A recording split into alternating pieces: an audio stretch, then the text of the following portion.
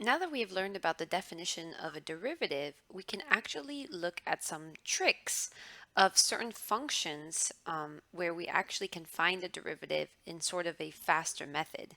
So remember that the definition of the derivative was that f prime of x is equal to the limit as h approaches 0 of the slope of the secant line, which was f of x plus h, minus f of x divided by h.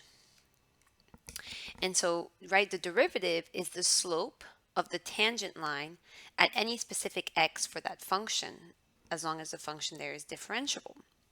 So there's a couple of rules, differential rules, that you can now use instead of having to do the whole entire definition.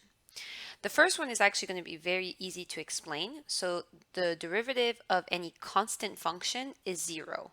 So the reason for that is because remember that if you have f of x is equal to a constant c, that is a horizontal line. Okay, y equals 5, y equals -3. All of those are horizontal lines. And what is the slope of a horizontal line? The slope of a horizontal line is 0. So anytime you take the derivative of a constant function, the derivative will be 0. The second one is the power rule. Now this one is a little bit harder to see, but if you want, you can try it on your own using the definition and to see if it's right. So for example, if you have a power function like f of x is equal to x squared, or f of x is equal to x cubed, and so on, any x to a power, then when you take the derivative of that, this right here is the differential rule. You bring the power to the front and you subtract 1 from the top. So I'll do one f of x is equal to x squared. That means that the derivative of it is bring the 2 to the front, subtract 1. So 2 minus 1 is 1, so the derivative is 2x. If you use the definition, which is right here, you will see that you will get the same thing, that's 2x. And if you do it for x cubed, you can do it again. A couple of things I want to note here just as a reminder about exponential properties. Actually, yeah, let's do it right now. So we have x to the 0. Now remember, x to the 0 power, anything to the 0 power is 1. If you have x to a negative power, that means that it switches its place in the fraction. It then goes in the denominator. This is also true if the negative is at the bottom. If I have 1 over x to the negative n, that means that this is x to the n. Right? So the negative tells you that if it's in the numerator, it becomes in the denominator, and vice versa. If there's a negative in the denominator, it comes in the numerator. And then the last thing that's really important that we're going to use a lot is if you have a root, say m, an nth root of x to the n, this can become a denominator. So instead you write it as x to the n, and the root becomes the denominator. So these things right here, be cautious of them. We're going to be using them a lot, these algebra properties. Now the last rule is that if c is a constant and your function is differentiable, then so is c of f of x. That means that the constant can go in the front. So for example, if I have f of x is equal to 3x squared, where 3 is a constant, well, what I do is I just take the derivative of x squared and 3 just gets multiplied by it. So it would be 3, that's f prime of x. It would be 3 times 2x, which would be 6x. Okay? So we're going to put these differential rules to the test here and the algebra properties. So we're going to use all of it. Okay, so we're going to differentiate these 6 functions here. So the first one is f of x is equal to -15. -15 is a constant. The derivative of any constant is 0 because it's a horizontal line. The next one is y equals pi. So y, and how do you write the derivative of y? You can write y prime. You can also write dy dx. They all mean the same thing, right? This is the same thing as f prime, and pi is just a number. It's 3.14 and then it continues on. But again, it's just a constant, so the derivative will be 0. And what does this dy dx mean? It means that you're taking the derivative of y in terms of x, but again, because it's constant, it's 0. Okay, here I have y is equal to x to the fifth. So I'm going to be able to use the power rule here. So I have y prime is equal to bring down the 5 to the front and then subtract 1 from the top, which is going to give me 4. So 5x to the fourth.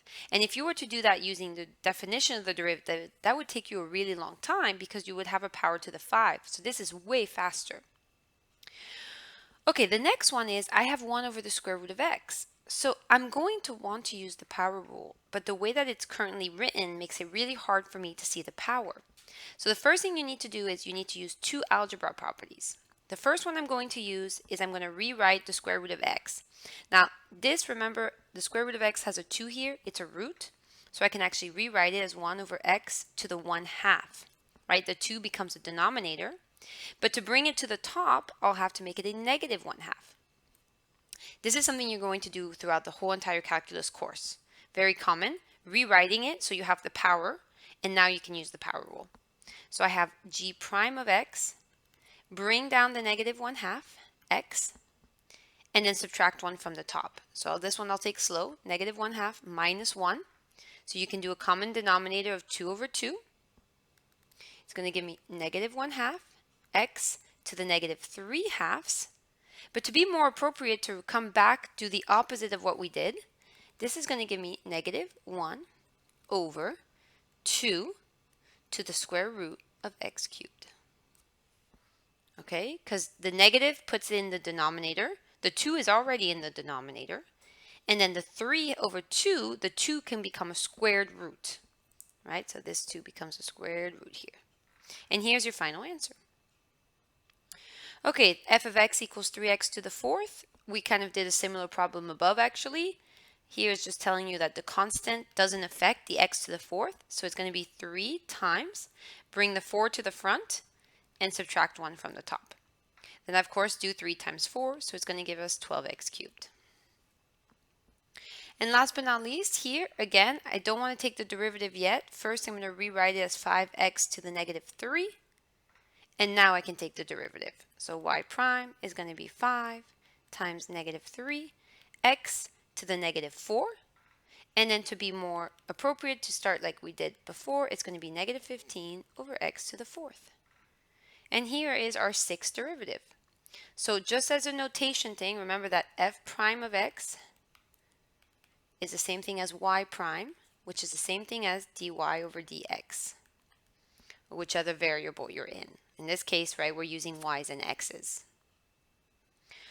Okay, another rule that's going to be common is to use the sum rule, which tells you that if you have two functions, f of x added to g of x, and you want to take the derivative of that, you can just take the derivative of them separately if they're separated by a plus or, of course, a minus, because we know that a minus is just the plus of a negative number.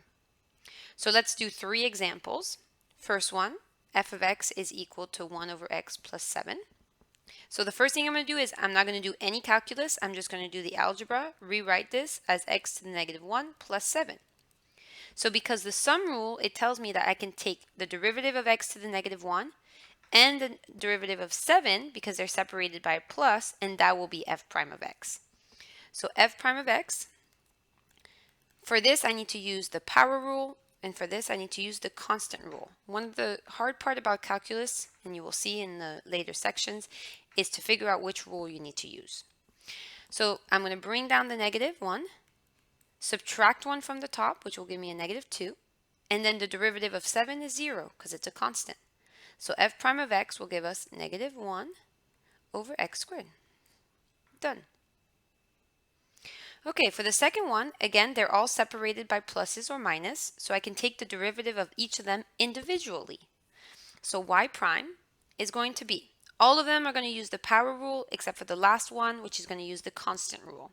So I have 5 times, bring down the 3, subtract 1 from the top, minus 4, bring down the 2, subtract 1 from the top, plus 12, bring down the 1, subtract 1 from the top, which is going to give me x to the 0, and then the derivative of 8 will be 0. So when I clean all this up, 5 times 3 is 15, x squared minus 8x. And then remember that x to the 0 is 1, so this will give me 12. Now you don't need to write the 5 times 3. You can directly write 15. I'm just really doing this for emphasis, but as you get really comfortable doing it, of course you can just go directly into writing 15. Okay, the last one here, it looks really complicated, but as long as we write it with powers, it will be easy to use the power rule. So the first thing I'm going to do is I'm going to rewrite the cube root of x as x, 1, and the 3 becomes a denominator. Minus 2, bring up the 5 and make it a negative 5. Plus 1, and here you want to be careful. Let's talk about this little guy right here. I know that this is 1 over 2 to the x to the 1/2. When you bring the 1/2 to the top, you are not bringing the 2 with it, right? And that's a common mistake. The 2 is still down there, so it's still 1/2. Only the x came to the top as a negative 1/2. So be very careful not to bring anything up that doesn't belong there. Now I'm ready to go. I can use the power rule for all of them. So I will have y prime, bring down the 1/3, subtract 1, so I'll write 1/3 minus 1 for now. Here, bring down the negative 5, it will become a positive 10. Subtract 1, negative 6. Bring down the negative 1/2, which will give me negative 1/4, and subtract 1 from the top. Now again, I'm going to have to do common denominators. So I'm going to have 1/3 x, 3 over 3 will give me negative 2/3. You can take your time on this with the fractions. Plus 10, x to the negative 6, minus 1/4 x, and this will give me negative 3/2. But I need to rewrite it the way it was given to me. So I need to rewrite it as 1 over 3, the cube root of x squared, plus 10 over x to the 6, minus 1 over 4, and this is the square root of x cubed. Take a look at how this one is different than this one, right? Because in this one, 3 becomes the root, and in this one, 2 becomes the root. So this is why in the first one I have the cube root, and then the third one I should say I have the squared root. And here's my final answer.